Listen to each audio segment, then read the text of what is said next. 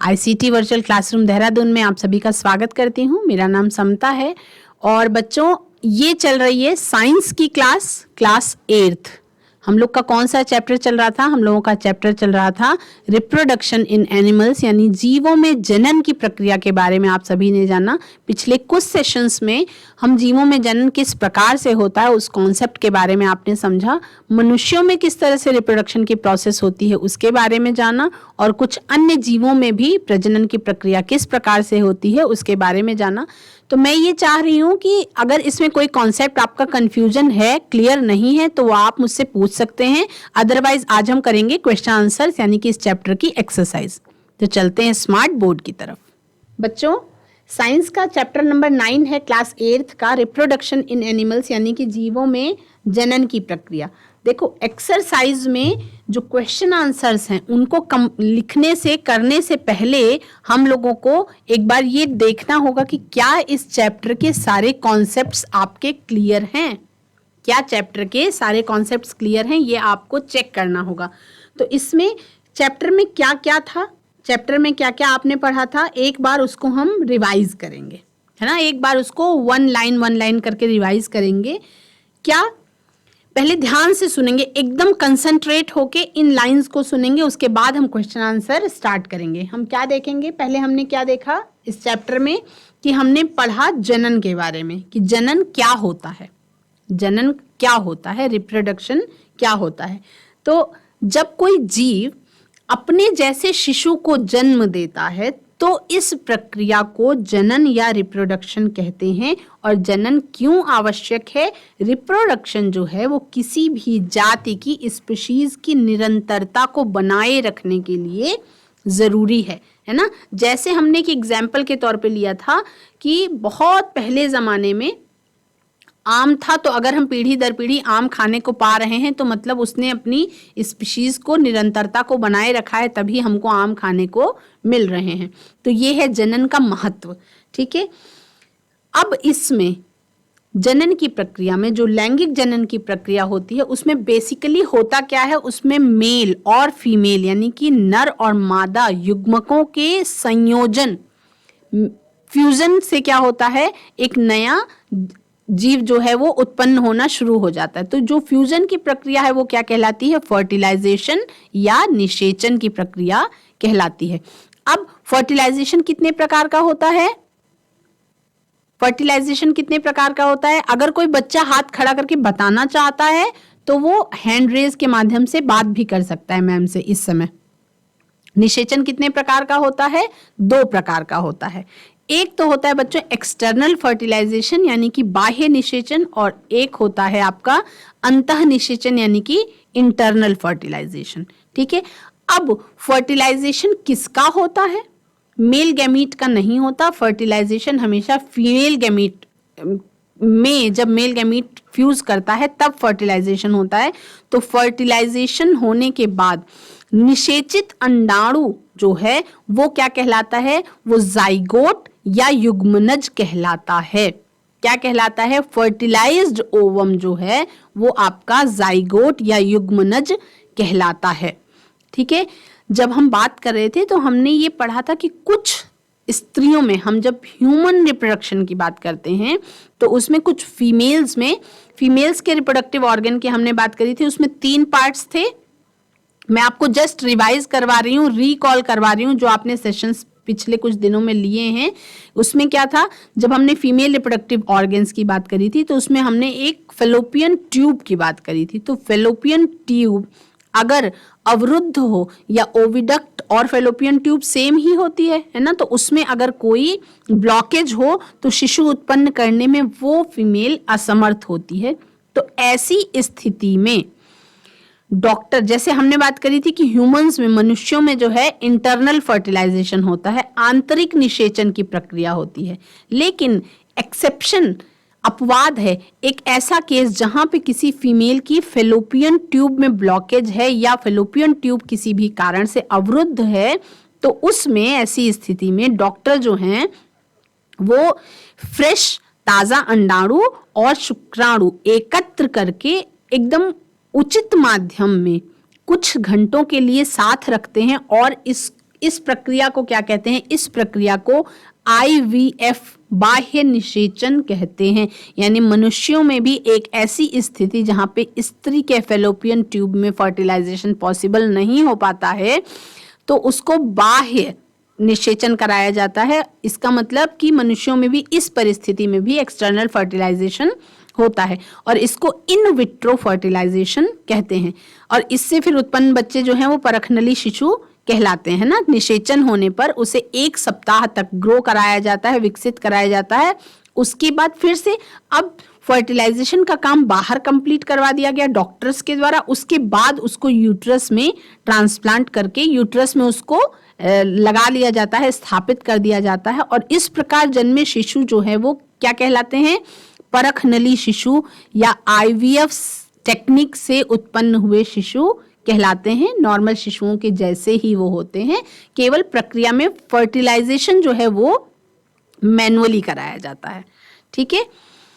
अब शुक्राणु जो है, शुक्राणु के बारे में जब हम बात करे थे उसके स्ट्रक्चर के बारे में, तो हमने ये जाना था कि स्पर्म जो SPERM, स्पर्म में पूंछ जो है, टेल जो है उसकी, वो गति करने के काम आती है। ठीक है। जो निषेचन फीमेल की बॉडी के अंदर होता है वो इंटरनल फर्टिलाइजेशन कहलाता है। जैसे मनुष्य, गाय, कुत्ते, इनमें जो है फर्टिलाइजेशन की प्रक्रिया इंटरनल फर्टिलाइजेशन होता है। इसका मनुष्यों में एक्सेप्शन है केवल IVF टेक्निक, इसमें जो है फर्टिलाइजेशन वो एक्सटर्नल होता है। ठीक है। अब जो फर्टिलाइजेशन नर और मादा युग्मक का संलयन मादा शरीर के बाहर होता है उसको एक्सटर्नल फर्टिलाइजेशन कहते हैं। ठीक है। जैसे आपका मेढक का जीवन चक्र हमने पूरा पढ़ा, तो मेढक में फर्टिलाइजेशन कैसे होता है? एक्सटर्नल टाइप ऑफ फर्टिलाइजेशन पाया जाता है। मछली में और अन्य जलीय जीवों में भी इस तरीके से फर्टिलाइजेशन पाया जाता है। ठीक है। जो जाइगोट है, युग्मनज, ये जब लगातार विकसित होकर के इसकी जो सेल्स हैं वो ग्रुप बनाने लगती हैं, है ना। तो जब ग्रुप बनाने लगती हैं तो बहुत सारे ग्रुप्स से टिश्यूज बनने लगते हैं और फिर ऑर्गन्स बनते हैं धीरे धीरे। तो इस प्रकार जो विकसित हुई संरचना है उसको क्या कहते हैं? उसको भ्रूण या एम्ब्रियो कहते हैं। ठीक है। भ्रूण जो है यानी कि एम्ब्रियो जो है वो गर्भाशय की दीवार में यानी कि यूट्रस की इंटरनल वॉल में इम्प्लांट हो करके डेवलप होता रहता है। ठीक है। तो भ्रूण की वो अवस्था जिसमें शारीरिक भागों की पहचान हो सके, जैसे भ्रूण इतना डेवलप हो गया हो कि कोई बच्चा है तो उसका हाथ, पैर, आंख, मुंह, नाक, कान, ये सारे शारीरिक अंगों की पहचान हो सके, और ये केवल साइज आपकी हथेली के बराबर ही होता होगा। इतनी साइज पर उस संरचना को क्या कहते हैं? फिर वो गर्भ या फीटस कहलाता है। फिर वो क्या कहलाता है? गर्भ या फीटस कहलाता है। तो एक ही चीज के अलग अलग परिस्थितियों में अलग अलग डेवलपमेंट के बाद उसको अलग अलग नाम दिया गया है। ठीक है। तो जो ये भ्रूण की वो अवस्था जिसमें सभी शारीरिक भागों की पहचान की जा सकती है क्या कहलाता है? गर्भ कहलाता है। ठीक। इसके बाद हमने पढ़ा था जरायुज जंतु और अंडप्रजक जंतुओं के बारे में। तो जरायुज कौन? वो जो विविपेरस एनिमल्स जो सीधे ही शिशु को जन्म देते हैं, और ओविपेरस एनिमल्स यानी अंडप्रजक जंतु जो क्या करते हैं? अंडे देते हैं। ठीक। अब हम बात करेंगे कि जो निषेचन के फलस्वरूप युग्मनज जाइगोट बनता है वो बाद में विकसित होकर के भ्रूण बनता है। तो युग्मनज में आपको शारीरिक अंगों की पहचान नहीं हो पाती है ना। ये शारीरिक अंगों की पहचान करने के लिए डेवलपमेंट का इतना होना जरूरी है कि वो फीटस के रूप में कन्वर्ट हो जाए, है ना। अब हम जब एसेक्सुअल रिप्रोडक्शन भी आपने पढ़ा था, तो हाइड्रा में क्या होते हैं? अनेक बड्स निकलते हैं, मुकुल निकल आते हैं, जिससे नए जीव की उत्पत्ति हो जाती है ना। इस उभार को क्या कहते हैं? बड्स कहते हैं या मुकुल कहते हैं। ठीक है। हाइड्रा में बडिंग से, मुकुलन से ही नए जीव विकसित हो जाते हैं। इस प्रक्रिया को बडिंग कहते हैं। ये बात हो गई एसेक्सुअल रिप्रोडक्शन की। मेढक कैसे हैं? मेढक अंडे देते हैं। ये ओविपेरस एनिमल्स हैं, अंडप्रजक जंतु है, और इसमें एक्सटर्नल फर्टिलाइजेशन पाया जाता है या बाह्य निषेचन पाया जाता है। ठीक है। अब इसमें किसी भी प्रकार का कोई कंफ्यूजन होने पर आप सवाल पूछिए, है ना। क्वेश्चन हम स्टार्ट करते हैं आपकी बुक के हिसाब से। क्वेश्चन नंबर 1 है, explain the importance of reproduction in organisms. Explain the importance of reproduction in animals, organisms. Question, explain the importance of reproduction in organisms. तो इसका आंसर लिखेंगे point number 1, reproduction is essential for the continuation of a species. Point number 2, और अब मेरी आपसे सलाह ये है बच्चों कि स्पेलिंग्स पे विशेष ध्यान दीजिए आप लोग, क्योंकि जब हमने पिछले सेशन में हमने जब कुछ बातचीत करी थी तो उसमें ये चीज़ समझ में आई थी कि आपके कॉन्सेप्ट क्लियर हैं, पर कहीं ना कहीं स्पेलिंग्स में आपसे थोड़ी बहुत मिस्टेक हो रही है। तो स्पेलिंग्स में मिस्टेक्स होने से क्या होगा कि वो आपका आंसर रॉन्ग हो जाएगा। तो इसलिए स्पेलिंग्स पे विशेष ध्यान देने की ज़रूरत है। कोई मुश्किल काम नहीं है, बहुत आसान काम है। स्पेलिंग्स को ध्यान से पढ़ेंगे, लिखेंगे। अगर एक चीज़ को नॉर्मली ऐसे कहा जाता है कि अगर एक स्पेलिंग को आप 5 टाइम्स 5 बार भी अगर उसको एक बार लिख लेते हैं या पढ़ लेते हैं तो वो आपको लर्न हो जाती है ना। एक बार आप लर्न कर लेंगे तो आपको हमेशा के लिए वो रहेगी याद।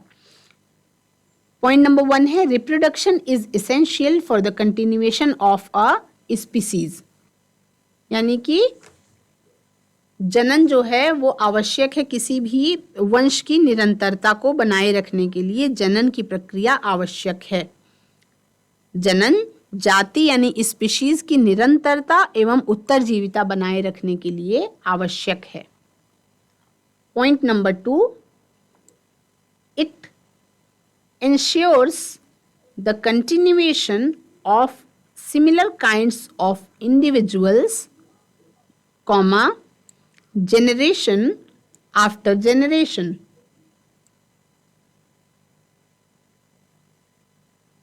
यानी कि एक प्रकार के जीवों को, जो एक प्रकार के जीव हैं, उनकी निरंतरता को बनाए रखने के लिए पीढ़ी दर पीढ़ी जनन की प्रक्रिया आवश्यक है ना। क्वेश्चन नंबर 2 क्या है? फर्स्ट क्वेश्चन कर लिया होगा आई होप आप सभी ने। क्वेश्चन नंबर 2 क्या है? Describe the process of fertilisation in human beings. मनुष्यों में निषेचन की प्रक्रिया किस प्रकार से होती है, उस प्रोसेस को डिस्क्राइब करना है। मनुष्य में निषेचन प्रक्रम को समझाइए। आंसर लिखेंगे, there is sexual reproduction in human beings. मनुष्यों में लैंगिक जनन की प्रक्रिया होती है। Male reproductive organs produce sperms, जिनको क्या कहते हैं, नर शुक्राणु या मेल गैमीट्स कहते हैं। While the female gametes produce ova, female gametes, female reproductive organ जो है वो फीमेल गैमीट्स को प्रोड्यूस करता है। पहली लाइन कंप्लीट हो गई। सेकेंड लाइन लिखेंगे, the sperms are ejected inside the female bodies where they fuse with ovum and forms zygote. पहली लाइन लिखेंगे, फिर सेकेंड लाइन लिखेंगे, the sperms are ejected inside the female bodies where they fuse with ovum and forms zygote. Bracket में लिख देंगे called internal fertilisation. और ये प्रक्रिया क्या कहलाती है? आंतरिक निषेचन की प्रक्रिया कहलाती है। Full stop. The zygote begins to develop into an embryo which attaches to the female uterus wall. फिर जो जाइगोट बन जाता है इंटरनल फर्टिलाइजेशन के फलस्वरूप, है कहाँ पे?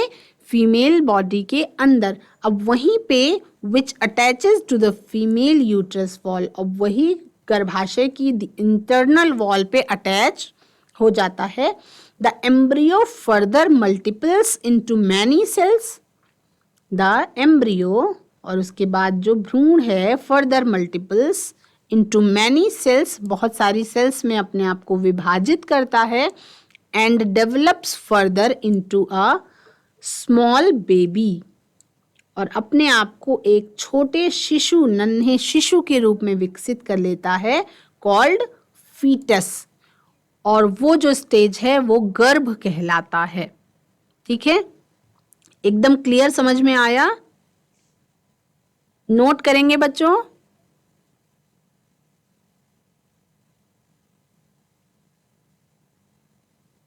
अब इसमें आप डायग्राम भी बना सकते हैं, इसमें आप डायग्राम भी बना सकते हैं। एक ओवम का डायग्राम दे देंगे और स्पर्म्स को उनके पास आते हुए दिखा देंगे फर्टिलाइजेशन की प्रक्रिया में। अगर एक आप डायग्राम भी बनाते हैं तो नंबर जो है वो अच्छे। बायो में आप सभी को पता है कि जो साइंस का बायो पार्ट है, जीव विज्ञान वाला भाग है, उसमें आप डायग्राम का विशेष महत्व है। जो चित्र है, चित्रों का विशेष महत्व है। केवल चित्र बना देने भर से भी मार्क्स मिलते हैं, है ना? तो थ्योरी के साथ साथ डायग्राम बनाने की भी आपको प्रैक्टिस करनी चाहिए। तो इसमें आप एक डायग्राम भी बना सकते हैं, है ना?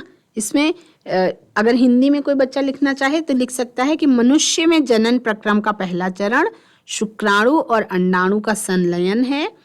जब शुक्राणु अंडाणु के संपर्क में आते हैं तो इनमें से एक शुक्राणु अंडाणु के साथ संलयित हो जाता है, यानी कि फ्यूज हो जाता है, और शुक्राणु अंडाणु का ये संलयन निषेचन कहलाता है। निषेचन के समय शुक्राणु और अंडाणु संलयित होकर एक हो जाते हैं और निषेचन के परिणाम स्वरूप क्या होता है? युग्मनज का निर्माण होता है। ठीक है, तो क्वेश्चन नंबर 2 आपका हो गया। अब कुछ ऑप्शंस वाले उत्तर हैं जिसमें सबसे ज्यादा उचित उत्तर जो है वो चुनना है आपको। क ख ग ए बी सी है, choose the most appropriate answer, यानी सबसे ज्यादा उचित जो उत्तर आपको लगता है वो चुनना है क्वेश्चन नंबर 3 में। क्वेश्चन नंबर 3 में choose the most appropriate answer, सबसे ज्यादा उचित आपको जो लगता है वही उत्तर चुनना है। ठीक है, तो ए है इंटरनल फर्टिलाइजेशन अकर्स, आंतरिक निषेचन पाया जाता है, आंतरिक निषेचन होता है। कहां पे? Option number 1 in female body, option number 2 outside female body, option number 3 in male body, option number 4 outside male body. इसमें से मोस्ट अप्रोप्रिएट आंसर क्या है वो चुनना है।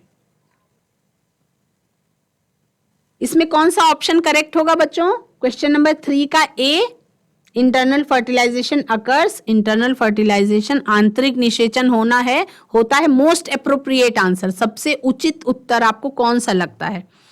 ऑप्शन नंबर 1, 2, 3 या 4, कौन सा? बहुत इजी क्वेश्चन है बच्चों, आप सबको पता है अगर आप चैप्टर का कॉन्सेप्ट सारा समझ चुके हैं तो। क्वेश्चन नंबर 3 का ए में कौन सा आंसर होगा, क्या आप जानते हैं? Internal fertilization occurs, most appropriate answer कौन सा है? In female body. अब हम बी देखेंगे। A tadpole develops into an frog by the process of, B है a tadpole develops into an adult frog, metamorphosis. Most appropriate answer है metamorphosis, इसको हिंदी में आप कायांतरण कहते हैं। और सी है the number of nuclei present in a zygote is. इस क्वेश्चन का मोस्ट अप्रोप्रिएट आंसर क्या होगा?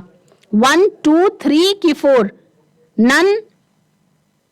ओवम जाइगोट बनता है तो इसलिए उसमें न्यूक्लियाई जो है वो 2 हो जाते हैं, है ना?